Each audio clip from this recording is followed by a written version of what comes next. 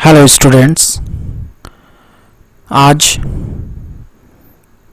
मैं आप लोगों के साथ एक और टॉपिक लाया हूँ जो है ब्रिटिश प्राइम मिनिस्टर के बारे में। बहुत सारे स्टूडेंट्स मुझे बोल रहे थे कि ब्रिटिश प्राइम मिनिस्टर के बारे में लाइए, तो इसलिए मैं इस पर वीडियो लाना उचित समझ रहा हूँ। ठीक है, आप लोग वीडियोस को पूरा नहीं देखते हो, स्किप करते चले जाते हो। इतने मेहनत से मैं वीडियो बनाता हूँ, इतने मेहनत से नोट्स में बनाता हूँ, प्लीज़ स्किप ना किया करो, पूरा वीडियो देखा करो कम से कम। ठीक है, बहुत कुछ सीखने को मिलता है। ठीक है मेरे चैनल को सब्सक्राइब नहीं किए हो, सब्सक्राइब करो, वीडियोस को लाइक ज़रूर करना, कमेंट ज़रूर करना कि कैसा लगा और किस यूनिवर्सिटी किस कॉलेज से ये वीडियो देख रहे हो उसको ज़रूर कमेंट करना, और ज़्यादा से ज़्यादा शेयर करो, वायरल करो इस वीडियो को। बहुत सालों से आप लोगों का साथ नहीं मिला है। ठीक है, तो अब साथ दो सारे स्टूडेंट्स। ठीक है, वक्त जाया ना करते हुए हम लोग अपने टॉपिक पर आते हैं। तो मेनली जो है सो ये जो हम लोग एरिया देख रहे हैं, इस एरिया को पहले कुछ समझने वाली बातें हैं उसको समझ लीजिए। स्किप करके मेरे वीडियोस को मत देखा करो कि सिर्फ नोट्स लेना है, सिर्फ नोट्स लेना है। ठीक है, स्किप मत किया करो, पूरा वीडियो देखा करो, बहुत मेहनत से बनाते हैं। इस पूरे एरिया को की अगर हम लोग बात करें तो इस पूरे एरिया को जो है सो ब्रिटिश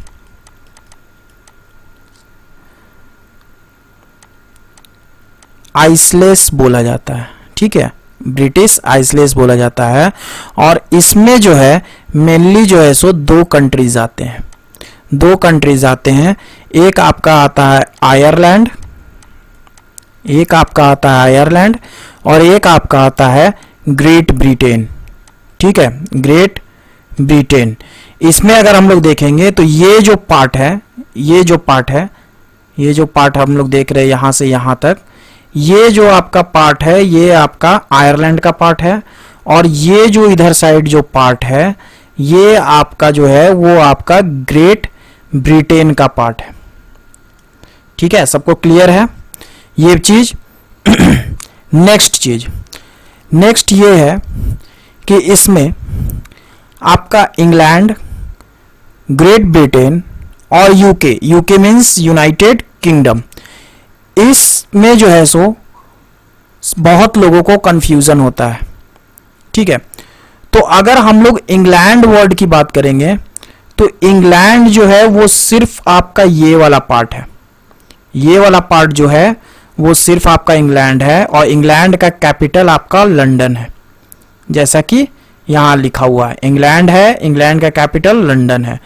उसके बाद एक वर्ड आता है ग्रेट ब्रिटेन। ठीक है, जैसा कि ग्रेट ब्रिटेन हमने यहां भी लिखा है। तो इस जो ग्रेट ब्रिटेन है, ग्रेट ब्रिटेन जैसा कि मैंने बताया कि ये पूरे एरिया को ग्रेट ब्रिटेन कहा जाता है। तो ग्रेट ब्रिटेन में तीन आ जाएंगे, एक आपका इंग्लैंड आ जाएगा, एक आपका स्कॉटलैंड आ जाएगा, और एक आपका वेल्स आ जाएगा। कैपिटल याद रखना, स्कॉटलैंड का एडिनबर्ग, वेल्स का कार्डिफ, और आपका इंग्लैंड का लंदन। इसको जो है सो हम लोग इस तीन कंट्री जब आ जाएगा तो इसको हम लोग ग्रेट ब्रिटेन बोलेंगे। ठीक है, उसके बाद UK, United kingdom, United kingdom की बात आएगी तो इसमें जो है सो इस ग्रेट ब्रिटेन में एक आपका नॉर्दर्न आयरलैंड जो है इसको शामिल करेंगे। रिपब्लिक ऑफ आयरलैंड को नहीं शामिल करेंगे, नॉर्दर्न आयरलैंड को शामिल करेंगे, जिसका कैपिटल है बेलफास्ट। बेलफास्ट जिसका कैपिटल है, इसको हम लोग जो है वो आपका शामिल करेंगे। तो सबके संयुक्त रूप से इसका नाम क्या हो जाता है? इसका नाम हो जाता है दी यूनाइटेड किंगडम को हम स्मॉल में लिखते हैं the UK of great Britain, great Britain and Northern Ireland. ठीक है, नॉर्दर्न आयरलैंड ये आपका पूरा नाम हो जाता है। ये चीज इसलिए बताना, एक्सप्लेन करना इम्पॉर्टेंट था, क्योंकि जैसे यूके के जो प्राइम मिनिस्टर होते हैं, यूके के जो प्राइम मिनिस्टर हैं वो जैसे अभी जो है सो ऋषि सुनाक है, तो यूके का मीन्स होता है ये चारों, ठीक है, ये चारों कंट्री उसके अंदर आ जाते हैं, England, Scotland, Wales and Northern Ireland, ये चारों कंट्री उसके अंदर आ जाते हैं, और इन चारों कंट्री को मिला करके हम लोग यूनाइटेड किंगडम बोलते हैं। तो इट मीन्स अगर ऋषि सुनाक आपके प्राइम मिनिस्टर हैं तो वो पूरे के प्राइम मिनिस्टर हैं। तो ऑन दैट केस यहां पर जो है सो फर्स्ट मिनिस्टर होगा, ऋषि सुनाक के बाद यहां पर भी फर्स्ट मिनिस्टर का कंसेप्ट होगा और यहां पर भी फर्स्ट मिनिस्टर का कंसेप्ट होगा, ठीक है। आई होप समझ में आया हो ये चीज सभी बच्चों को। चलिए अब नोट्स की ओर आगे बढ़ते हैं। स्किप वीडियो मत करना, इस वीडियो पूरा देखना, रेगुलर देखना, 2-3 बार वीडियो देखना, और जहां तक हो सके शेयर जरूर करना। इंट्रोडक्शन की अगर हम लोग बात करें तो जिस तरीके का ये आपका कंपेरेटिव वर्ल्ड कॉन्स्टिट्यूशन है, तो ऑन दैट केस कंपेरेटिव तुलनात्मक आधार पर भी आपसे क्वेश्चन पूछा जा सकता है। तो जिस तरीके की स्थिति आपके भारत के प्रधानमंत्री के है, उसी तरीके का लगभग स्थिति जो है वो आपका ब्रिटेन के यानी कि यूके के प्रधानमंत्री की होती है। तो देखते हैं नोट्स में, मैं नोट्स पढ़ते जाता हूं, जो स्टूडेंट नोट्स लिखते हो वो कृपया नोट्स लिखा करो, ठीक है, लिखने से बहुत सारी बातें याद हो जाती है। मंत्रिमंडल ब्रिटेन की वास्तविक कार्यपालिका है। प्रधानमंत्री मंत्रिमंडल का प्रधान होता है, जैसा कि भारत में भी। मैं भारत बोलते चला जाऊंगा ताकि कंपैरेटिव आपके दिमाग में बैठते चला जाए, ताकि एग्जामिनेशन में अगर कंपैरेटिवली पूछ दे तो आपको लिखने में कोई दिक्कत ना हो, आप इसी में से पॉइंट निकाल करके कंपैरेटिवली वहां लिख दो। इस प्रकार प्रधानमंत्री शासन व्यवस्था का केंद्र और सर्वाधिक महत्वपूर्ण स्थिति लिए हुए है। हमारे देश में भी प्रधानमंत्री ही शासन व्यवस्था का केंद्र है। इसी महत्वपूर्ण स्थिति के कारण मंत्रिमंडलीय सरकार के स्थान पर प्रधानमंत्री की सरकार कहा जाने लगा है। प्रधानमंत्री का पद सन 1721 से शुरू हुआ, जब वालपोल प्रथम प्रधानमंत्री बना, ठीक है। ये याद रखिएगा, प्राइम मिनिस्टर का जो पोस्ट है वो 1721 से पहले प्रधानमंत्री आपके वालपोल। प्रधानमंत्री पद का सर्वप्रथम उल्लेख सन 1878 ईस्वी में हुआ, जबकि लॉर्ड बीकन्सफील्ड ने बर्लिन संधि पर हस्ताक्षर करते हुए अपने आप को हर मैजेस्टी की ट्रेजरी का प्रथम लॉर्ड तथा इंग्लैंड का प्रधानमंत्री लिखा, ठीक है। तो बर्लिन की संधि कब हुई थी? सारे बच्चे याद रखिएगा, 1 जुलाई 1878, ठीक है, 1 जुलाई 1878 जो है, और वीडियो भी अपलोड 1 जुलाई को ही होगा, 1 जुलाई को ही वीडियो अपलोड होगा। तो 1 जुलाई 1878 को जो है वो आपका बर्लिन का संधि हुआ था, जिसमें कि लॉर्ड बीकन्सफील्ड जो है वो उस बर्लिन के संधि पर हस्ताक्षर किए और अपने आप को क्राउन के बाद का दर्जा दिए और अपने आप को प्रधानमंत्री के रूप में लिखे कि मैं जो है सो यहां का प्रधानमंत्री हूं, ठीक है। सन 1937 में ministers of the crown act के अनुसार प्रधानमंत्री को 10,000 पाउंड वार्षिक वेतन और 2,000 पाउंड पेंशन सेवानिवृत्ति पर देने की व्यवस्था की। सन 1937 से पहले प्रधानमंत्री को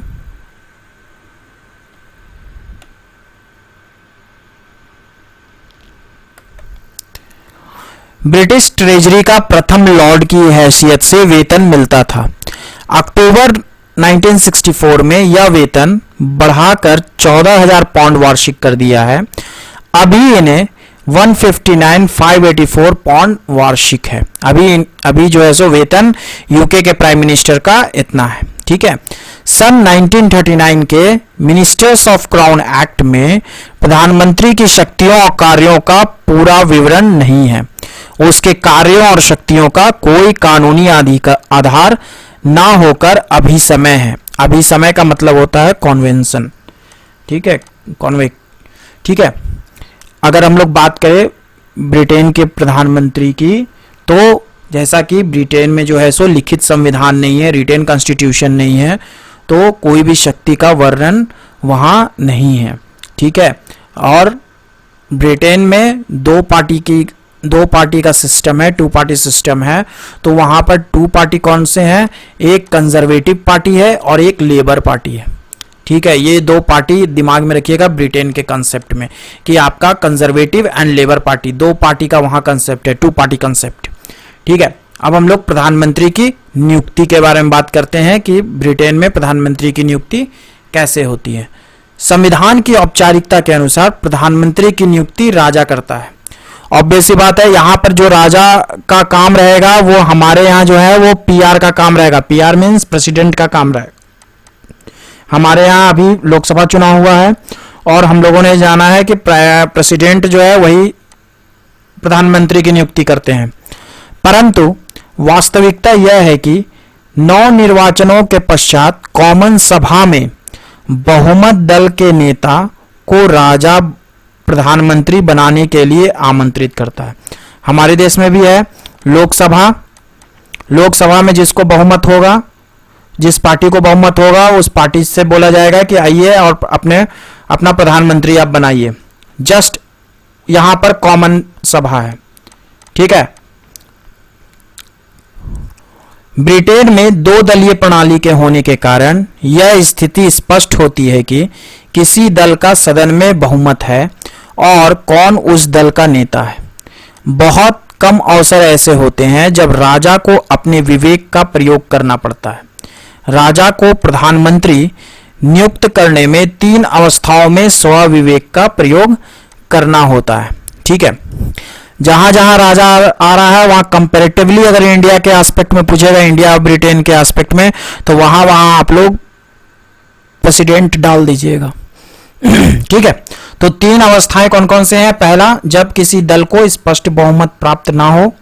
सेकंड, प्रधानमंत्री की अचानक मृत्यु या त्यागपत्र हो। और थर्ड, जब मिश्रित सरकार बनाना आवश्यक हो जाए, ठीक है। मतलब कंजर्वेटिव और लेबर दोनों पार्टी की मिश्रित सरकार बनाना हो जाए, तब जो है सो वो अपने मन से राजा जो है वो प्रधानमंत्री को आमंत्रित कर सकता है कि आप आइए, आप आकर के प्रधानमंत्री के पद को स्वीकार कीजिए। अब एक नियम बन गया है कि प्रधानमंत्री कॉमन सभा से नियुक्त हो।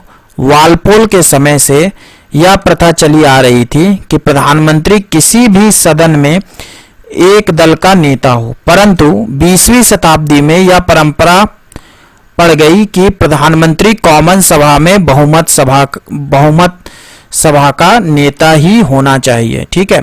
पहले जो था दोनों सदन में से किसी को भी कर दिया जाता। जैसे भारत में भी जो है सो प्रधानमंत्री ऐसा नहीं है कि सिर्फ लोकसभा से ही बने हैं, ठीक है। मनमोहन सिंह जो थे वो आपके राज्यसभा के मेंबर थे, ठीक है, लेकिन भी उनको जो है सो प्रधानमंत्री बनाया गया।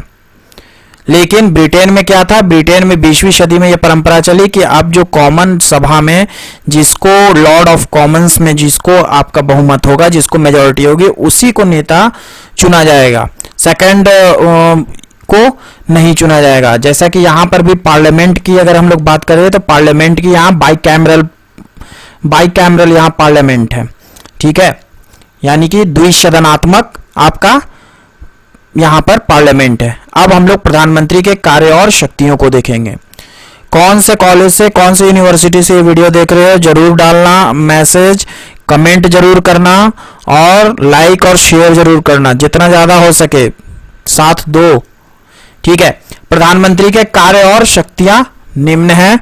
देखते हैं कौन कौन सी कार्य और शक्तियां हैं, और स्किप करके वीडियो मत देखना, 2-4 बार वीडियो देखोगे ऑटोमेटिकली सब याद हो जाएगा।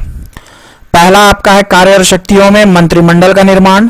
जैसा कि भारत के भी एस्पेक्ट में जितना भी पॉइंट्स लिखवाए हैं इसको कंपैरेटिवली दिमाग में रखिएगा, ठीक है। भारत के भी एस्पेक्ट में पूछेगा, इंडिया और ब्रिटेन का कंपैरेटिवली एक तुलनात्मक आपको पूछेगा, ठीक है। तो ऑन दैट केस मंत्रिमंडल का निर्माण, भारत में भी आपका प्रधानमंत्री ही होते हैं जो मंत्रिमंडल का निर्माण करते हैं, और ब्रिटेन में भी, यूके में भी आपका प्रधानमंत्री ही होते हैं जो मंत्रिमंडल का निर्माण करते हैं। तो प्रधानमंत्री सम्राट की ओर से मंत्रिमंडल के निर्माण में पूर्ण स्वतंत्र होता है। प्रधानमंत्री द्वारा अपने मंत्रिमंडल के रूप में जिन सदस्यों के नामों की सूची सम्राट को प्रेषित की जाती है, सम्राट उसी पर अपनी स्वीकृति प्रदान कर देता है। यद्यपि प्रधानमंत्री को अपने मंत्रिमंडल का गठन करते समय क्षेत्रीय प्रतिनिधित्व, पुराने मंत्रियों को, योग्य व्यक्तियों को, दल और जनता को संतुष्ट करने का प्रयास करना होता है। ठीक है, जैसा कि यहाँ पर भी जब शपथ ग्रहण होता है तो प्रधानमंत्री ही लिस्ट बना करके देते हैं कि राष्ट्रपति जो है वो किनको किनको शपथ दिलवाएंगे वहां, ताकि उनके मंत्रिमंडल में वो व्यक्ति जो है सो होंगे। ठीक है, जैसा कि सब लोग, हम लोग पॉलिटिकल साइंस के स्टूडेंट हैं, सब हम लोग न्यूज देखते हैं और इस बात को भली भांति जानते हैं। डिज़रायली के अनुसार मंत्रिमंडल की सूची तैयार करने के कार्य में अधिक समय, परिश्रम व उत्तरदायित्व की आवश्यकता है। ठीक है, ये जो मैं कोटेशंस लिखता हूं, इस कोटेशंस को एग्जामिनेशन में लिखने की कोशिश कीजिएगा। हिंदी मीडियम वाले के लिए हिंदी मीडियम में कोटेशन है, इंग्लिश मीडियम वाले के लिए इंग्लिश मीडियम में कोटेशन है। आप लोगों को जो मन करे वो आप लिख सकते हैं। ठीक है, इससे एग्जाम में आपका आंसर जो है सो ज्यादा अच्छा लगेगा। नेक्स्ट बात करें तो आपका सेकंड पॉइंट है मंत्रिमंडल की अध्यक्षता करना। ऑब्वियस सी बात है, भारत में भी मंत्रिमंडल की अध्यक्षता कौन करते हैं? प्रधानमंत्री करते हैं। तो मंत्रिमंडल की अध्यक्षता करने का कार्य प्रधानमंत्री करता है। प्रधानमंत्री मंत्रिमंडल की बैठक की कार्यसूची निर्धारित करता है और विवादपूर्ण मामलों को हल करता है। व्यवहार में प्रत्येक मंत्री अपने किसी मुख्य प्रस्ताव को प्रस्तुत करने से पूर्व प्रधानमंत्री से परामर्श अवश्य करता है, इसलिए वह मंत्रिमंडल का पथ प्रदर्शक होता है। भारत में भी, इंडिया में भी अगर हम लोग बात करेंगे तो इंडिया में भी आपका यही स्थिति है। ठीक है, थर्ड है विभागों का वितरण, डिस्ट्रीब्यूशन ऑफ पोर्टफोलियोज। भारत में भी देखते हैं कि आपका जब प्रेसिडेंट जो है सो आपका जिस समय शपथ ग्रहण करवाते हैं, जो मंत्री की सूची दी जाती है, प्रधानमंत्री के साथ जो सूची दी जाती है, तो उनको जो आप शपथ ग्रहण करवाते हैं प्रेसिडेंट, तो उस समय उनके विभाग जो है सो नहीं मिलते हैं। वो सिर्फ जो है सो शपथ ग्रहण हो जाता है, राष्ट्रपति शपथ ग्रहण करवा देते हैं, ताकि बाद में जो है सो वो प्रधानमंत्री के मंत्रिमंडल में वो लोग जो है सो सम्मिलित होंगे। बाद में जाकर के उनको विभाग जो है सो दिया जाता है प्रधानमंत्री के द्वारा कि आप इस विभाग के मंत्री हैं, आप इस विभाग के मंत्री हैं, आप इस विभाग के मंत्री हैं। ठीक है, तो प्रधानमंत्री विभागों का बंटवारा अपने मंत्रिमंडल के सदस्यों में करता है। इस कार्य को करते समय उसे अपने मंत्रियों की योग्यता का ध्यान रखना होता है। विभाग को भली प्रकार चलाने के लिए मंत्री को अधिक योग्य होना चाहिए। यदि कोई मंत्री किसी विभाग को लेने की जिद करे तो या तो मंत्री को वह विभाग मिल जाएगा या उसे समझा बुझाकर संतुष्ट कर दिया जाएगा। यदि मंत्री संतुष्ट ना हो तो अपना त्यागपत्र दे सकता है। ठीक है, लेकिन जब आपका मेजॉरिटी वोट्स की बात होती है, सीट्स की बात होती है, तो ऑन दैट केस मंत्री को जो मनपसंद पोर्टफोलियो है वो दे दिया जाता है, अगर सरकार जो है सो गिरा नहीं पाएगा वो तो।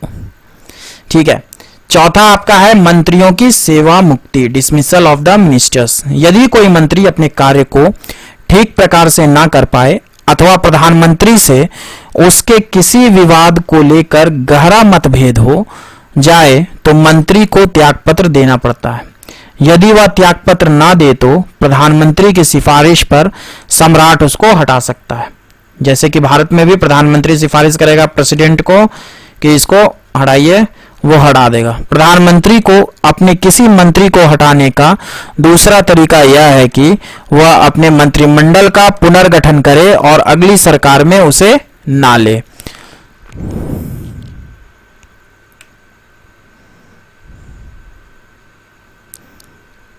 दो से तीन बार वीडियो देखना, आराम से सब कुछ समझ में आ जाएगा। नोट्स लिख लेना और एग्जामिनेशन से पहले 2-4 बार देख लेना, सब जो है सो आपको दिमाग में बैठा रहेगा। जब तक आवाज नहीं सुनोगे, विजुअल, क्योंकि विजुअल ही याद रहता है, ऑडियो सुनोगे, आवाज सुनोगे, ऑटोमेटिकली एग्जाम में आ जाएगा। ठीक है, सम्राट का मुख्य सलाहकार, सम्राट और मंत्रिमंडल के बीच संचार माध्यम। ठीक है, जैसे कि यहाँ पर भी जो है सो जो हमारा प्रेसिडेंट है, ठीक है, उसके बाद प्राइम मिनिस्टर है, उसके बाद यूनियन कैबिनेट है। भारत में भी यही स्थिति है। तो प्रधानमंत्री जो है वो बीच में रहता है। प्रधानमंत्री जो है सो इन दोनों के बीच जो है वो एक कम्युनिकेशन का काम करता है, और ये जो है सो प्राइम मिनिस्टर प्रेसिडेंट का जो है वो एडवाइजर भी होता है। ठीक है, प्राइम मिनिस्टर एडवाइजर हुआ, और यूनियन कैबिनेट को यानी कि अपने मंत्रिमंडल और प्रेसिडेंट के बीच एक आपका कम्युनिकेशन का काम करता है। ठीक है, communication between the king and the cabinet. यहां पर प्रेसिडेंट और यूनियन कैबिनेट के बीच में आपका प्राइम मिनिस्टर जो है वो एक कनेक्शन का काम करता है, कम्युनिकेशन का काम करता है। प्रधानमंत्री सम्राट का मुख्य सलाहकार होता है। वह सम्राट को मंत्रिमंडल के निर्णयों से अवगत कराता है और सम्राट के संदेश को मंत्रिमंडल तक पहुंचाता है। यदि सम्राट किसी विषय को मंत्रिमंडल में रखना चाहता है तो प्रधानमंत्री उस विषय को मंत्रिमंडल में रख सकता है। सम्राट प्रधानमंत्री की सलाह पर उपाधियां वितरित करता है और नियुक्तियां करता है। फाइनर के शब्दों में प्रधानमंत्री सामान्य नीति से संबंधित विषयों पर सम्राट से विचार की प्रमुख कड़ी है। ठीक है, जो स्टूडेंट इंग्लिश में लिखते हैं वो इंग्लिश में लिखिएगा एग्जामिनेशंस में। 6 शासन का संचालन, रनिंग द एडमिनिस्ट्रेशन। प्रधानमंत्री सरकार का प्रमुख होता है। सभी प्रशासनिक विभाग उसकी निगरानी में कार्य करते हैं। विभाग सभी समन्वय और कुशलता से कार्य करते रहें या प्रधानमंत्री चाहता है। यदि विभागों में कभी मतभेद होता है तो प्रधानमंत्री उसे दूर करने का प्रयास करता है। वह कॉमन सभा के प्रति अपने प्रशासन के लिए उत्तरदायी होता है। ठीक है, एक आपका होता है व्यक्तिगत उत्तरदायित्व और एक होता है सामूहिक उत्तरदायित्व। तो अगर हम लोग बात करें प्रधानमंत्री और उसके कैबिनेट्स की, तो व्यक्तिगत उत्तरदायित्व जो है वो राष्ट्रपति के तरफ होता है, और सामूहिक उत्तरदायित्व जो है वो आपका लोकसभा के तरफ होता है। इसको दिमाग में रखिएगा। उसी तरीके से ब्रिटेन में अगर बात करें तो ब्रिटेन में आपका व्यक्तिगत अगर ये होगा उत्तरदायित्व तो वो आपका किंग के प्रति, और सामूहिक जो है वो आपका कॉमन सभा। ठीक है, नेक्स्ट आपका है कॉमन सभा का नेता, leader of the House of Commons. यहां पर मेनली 2 हाउस होते हैं, House of Lords, House of Commons. House of Lords जो है वो अपर हाउस कहलाता है, और हाउस ऑफ कॉमन्स जो है वो आपका लोअर हाउस कहलाता है। जिस तरीके से हमारे यहाँ लोकसभा और राज्यसभा है उसी तरीके से कॉमन सभा में बहुमत दल का नेता प्रधानमंत्री होता है, अतः वह कॉमन सभा का भी नेता होता है। संसद का अधिवेशन बुलाना, स्थगित करना, उसमें कौन से विषय विचार विमर्श के लिए रखे जाएं, उनके लिए कितना समय दिया जाए आदि कार्य प्रधानमंत्री की सलाह से होता है। वह विपक्ष के प्रश्नों का उत्तर देता है, बहुत से विषयों पर भाषण देता है, नीतियों की घोषणा करता है। यदि किसी विभाग का मंत्री अपने उत्तर से सदन को संतुष्ट नहीं कर पाता है तो प्रधानमंत्री उसकी रक्षा के लिए आता है। प्रधानमंत्री राजा से कहकर सदन भंग करा सकता है और पुनर्निर्वाचन करा सकता है। ठीक है, जैसे भारत में भी देखते होंगे, भारत में किसी मुद्दे पर अगर बहुत ज्यादा हल्ला हंगामा होने लगता है सदन में, लोकसभा में या राज्यसभा में, तो वो मंत्री जो है सो जवाब देता है। वो मंत्री जो है वो लोकसभा और राज्यसभा दोनों में आकर जवाब देता है, और जब जो है सो वो संतुष्ट नहीं कर पाता है लोकसभा और राज्यसभा को वो मंत्री अपने जवाब से, तो ऑन दैट केस विपक्षी पार्टी वाले या और पार्टी वाले शोर मचाते हैं कि प्रधानमंत्री को सदन में आकर के बोलना चाहिए। ये बहुत बार पेपर में भी आया है कि प्रधानमंत्री को सदन में आकर के बोलना चाहिए इस विषय पर, इस गंभीर विषय पर। तब जो है सो प्रधानमंत्री जो है वो आकर के सदन में बोलते हैं। ठीक है, तब जाकर के लोग जो है सो अपोजिशन पार्टीज ये सब जो है सो संतुष्ट होते हैं। नेक्स्ट हम लोग 8वां देखें, फॉरेन एंड डिफेंस अफेयर्स, विदेश तथा प्रतिरक्षा संबंधी कार्य। यद्यपि विदेश और प्रतिरक्षा संबंधी कार्यों के लिए अलग अलग मंत्री होते हैं, परंतु उनको सभी महत्वपूर्ण नियमों में प्रधानमंत्री से परामर्श करना होता है। इन दोनों ही विभागों के बारे में प्रधानमंत्री की विशेष भूमिका होती है। इसलिए ये दोनों विभागों से संबंधित विषयों को मंत्रिमंडल की बैठकों में भी रखा जाता है और उन पर निर्णय लिया जाता है। नेक्स्ट है दल का नेता, लीडर ऑफ द पार्टी। प्रधानमंत्री सदन में अपने दल का नेता होता है। वह दल के संबंध में महत्वपूर्ण नीतियों की घोषणा करता है। दलीय नीति निर्माण में उसका व्यापक प्रभाव रहता है। चुनावों में अपने दल की विजय के लिए प्रचार अभियान चलाता है। ठीक है, जब इलेक्शन स्टार्ट होते हैं तो वो अपने दल के तरफ से काम करता है प्रधानमंत्री, और दनादन प्रचार स्टार्ट समाचार पत्रों के माध्यम से अपने दल के दृष्टिकोण को दूसरों के सम्मुख रखता है। चुनाव नेता के नाम पर होता है। ठीक है, जैसे कि भारत में आपका जो भी चुनाव होते हैं वो बीजेपी जो है सो प्रधानमंत्री मोदी के नाम पर लड़ती है। इस बार मोदी जी ने भी कह दिया कि एक ही आदमी के नाम पर चुनाव नहीं लड़ना चाहिए। ठीक है, लास्की के शब्दों में दल संगठन में उसकी स्थिति उसके प्रभाव पर निर्भर करती है। ठीक है, इस कोटेशंस को, ये छोटा छोटा कोटेशंस जो है, ये छोटा छोटा कोटेशन को स्किप नहीं कीजिएगा, अपने नोट्स में भी लिखिएगा और एग्जामिनेशंस में भी लिखिएगा। ठीक है, 10वां राष्ट्र का नेता, लीडर ऑफ द नेशन। प्रधानमंत्री अपने राष्ट्र का नेता होता है। संकट के समय सारा राष्ट्र उसके नेतृत्व की ओर देखता है। वह विदेशों में राष्ट्र का प्रतिनिधित्व करता है। वह अपने देश की ओर से अंतर्राष्ट्रीय संधियों पर हस्ताक्षर करता है। वह सारे देश की ओर से किसी देश को वचन दे सकता है। देश में आम चुनाव प्रधानमंत्री के नाम पर होते हैं। जनता आम चुनाव में राष्ट्र के नेता के लिए वोट डालती है। ठीक है,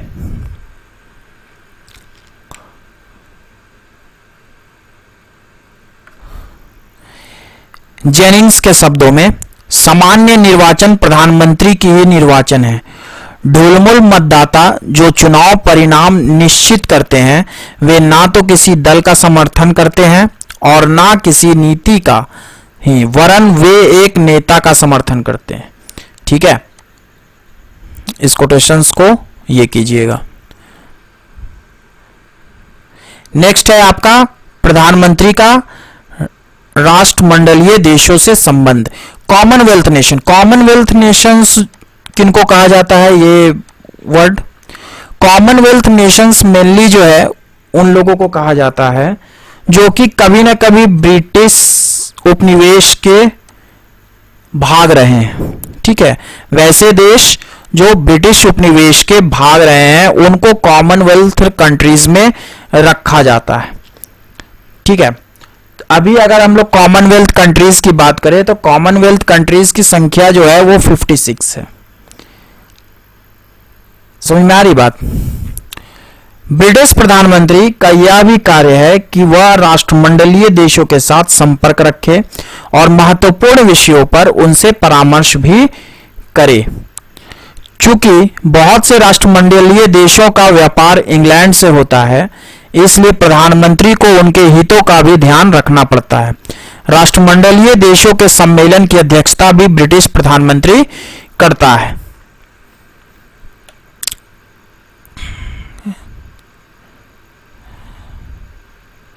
नेक्स्ट आपका आपातकालीन अधिकार, इमरजेंसी पावर। आपातकाल में स्वाभाविक रूप से प्रधानमंत्री की शक्तियों की वृद्धि होती है और प्रजातंत्र में उनका स्वरूप एक संवैधानिक तानाशाह का बन जाता है। जैसा कि अगर हम लोग आपातकाल की बात करें तो हमारे यहाँ नेशनल इमरजेंसी एक ही बार लगा है इंदिरा गांधी के समय, और हम लोग ऐसा जान रहे हैं कि प्रजातंत्र में उनका स्वरूप एक संवैधानिक तानाशाह का बन जाता है। और उस समय इंदिरा गांधी जिस तरीके से संवैधानिक तानाशाह के रूप में काम की थी पूरे देश में, आज भी बीजेपी जो है उनकी विपक्षी दल की पार्टी जो है उस मुद्दे को उठाती है कि इमरजेंसी लगाया इंदिरा गांधी ने, इमरजेंसी लगाया इंदिरा गांधी ने।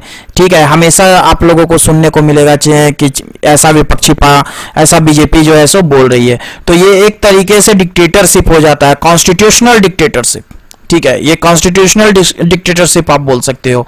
इस समय प्रधानमंत्री की शक्तियां बहुत पावरफुल हो जाती हैं, वो जिसको चाहेगा उसको क्या कहते हैं जेल में बंद कर देगा। ठीक है, युद्ध आदि की विधिवत घोषणा से पूर्व कोई भी कार्यपालिका संबंधी सक्रिय कदम उठाने के लिए वह स्वतंत्र है। जिसमें कि आपका मीडिया से लेकर के किसी को भी वो जो है सो जेल में डाल सकता है। कभी कभी तो मंत्रिमंडल से भी परामर्श करने का समय नहीं मिलता। चर्चिल की शक्ति द्वितीय विश्व युद्ध के समय किसी भी हिटलर या मुसोलिनी से कम नहीं था। ठीक है, कार्टर के अनुसार युद्ध संचालन के संबंध में प्रधानमंत्री क्या करता है यह उसकी रुचि और योग्यता पर निर्भर करता है कि उस समय जो है सो इमरजेंसी पीरियड में प्रधानमंत्री क्या कर सकता है। उसके पास इतने पावर्स हैं कि वो कुछ भी कर सकता है, बशर्ते कि उसकी रुचि होनी चाहिए और वो योग्य होना चाहिए, उसे आता हो कि कब क्या करेंगे कि हमारी स्थिति जो है सो वो अच्छी होगी। ठीक है, प्रधानमंत्री की स्थिति की अब बात करते हैं, पोजीशन ऑफ प्राइम मिनिस्टर। तो ब्रिटिश प्रधानमंत्री का पद प्रतिष्ठा तथा महत्व से परिपूर्ण है, किंतु बहुत कुछ उसका महत्व उस पद को धारण करने वाले व्यक्ति के व्यक्तित्व पर निर्भर करता है। ठीक है, बहुत बार हम लोग देखते हैं कि प्रधानमंत्री कोई व्यक्ति बन जाता है लेकिन उसके कार्यकाल में उतना अच्छा काम नहीं हो रहा है, वो जो है सो उतना एक्टिव नहीं है। ठीक है, बहुत बार हम लोगों ने देखा है। और कभी कभी कोई प्रधानमंत्री आता है, उसके कार्यकाल में बहुत सारे नए नए फैसले होते हैं, बहुत सारा काम होता है, बहुत एक्टिवली वो वर्क करता है। तो हम लोग इस तरीके से, तो उसके व्यक्तित्व पर बहुत ज्यादा निर्भर करता है कि वो उस पोस्ट को किस तरीके से लेता है। ठीक है, वह इसे जो भी रूप देना चाहे दे सकता है। उसकी विशेष स्थिति के कारण लवेल उसे मंत्रिमंडल रूपी मेहराब की आधारशिला कहता है। मैरियट के अनुसार प्रधानमंत्री देश का राजनीतिक शासक है। प्रोफेसर ऑग के अनुसार संसार में शायद ही अन्य किसी पद को उतने अधिकार हों जितने ब्रिटिश प्रधानमंत्री को प्राप्त हैं। ठीक है, इस कोटेशंस को एग्जामिनेशंस में पॉइंट आउट जरूर करना, कहीं भी आंसर लिखना कोटेशंस जरूर डालना और दूसरे पेन से डालना, अच्छे से सजा के डालना ताकि बढ़िया नंबर आए, और बढ़िया नंबर आएगा तो मिठाई जरूर खिलाना। ठीक है, कॉन्क्लूजन, निष्कर्ष की अगर हम लोग बात करें तो शिक्षाविदों ने प्रधानमंत्री के नेतृत्व को सफल शासन कला के रूप में वर्णित किया है। शासन कला यह विचार है कि सफल प्रधानमंत्रियों को किसी भी दीर्घकालिक नीति सुधार या राजनीतिक उद्देश्यों को प्राप्त करने के लिए पद पर बने रहने की आवश्यकता होती है। सफल शासन कला को प्राप्त करने के लिए नेताओं को कार्यालय में क्षमता का प्रदर्शन, जीतने वाली चुनावी रणनीति विकसित करना और अपने राजनीतिक हितों की रक्षा के लिए संविधान का सावधानी पूर्वक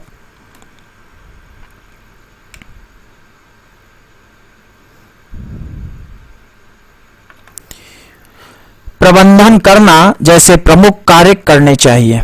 ठीक है, ब्रिटेन में पूर्व प्रधानमंत्रियों और पार्टी नेताओं के साथ साक्षात्कार में पाया गया है कि यह दृष्टिकोण राजनीतिक नेतृत्व के कुछ मुख्य कार्यों का एक सटीक हिस्सा है। टोनी ब्लेयर पहले प्रधानमंत्री थे जिनका मूल्यांकन शैक्षणिक ढांचे का उपयोग करके किया गया था और उन्हें इन शर्तों के अनुसार एक सफल नेता माना गया था। मॉडल का उपयोग करके अन्य नेताओं का मूल्यांकन किया गया है। ठीक है, आई होप मेरी मेहनत कुछ सफल आप लोगों के लिए हो, कुछ बेनिफिटफुल हो। मैं राजदेव गुप्ता। अगर इस चैनल को आप लोग सपोर्ट करना चाहते हो तो आप डोनेट भी कर सकते हो, जिससे बहुत सारे रिसोर्सेज बढ़ेंगे, तो अच्छे वीडियोस जो है सो आएंगे। आपको अगर इस चैनल से कुछ बेनिफिट मिला हो तो आप डोनेशन भी इस नंबर पर कर सकते हो। ठीक है, जो भी स्टूडेंट चाहें। आई होप मेरे वीडियोस से कुछ आप लोगों को मिला हो, बेनिफिट मिला हो। Thank you for watching my videos. मैं राजदेव गुप्ता आप लोगों के लिए वीडियो लाता रहूंगा। Thank you.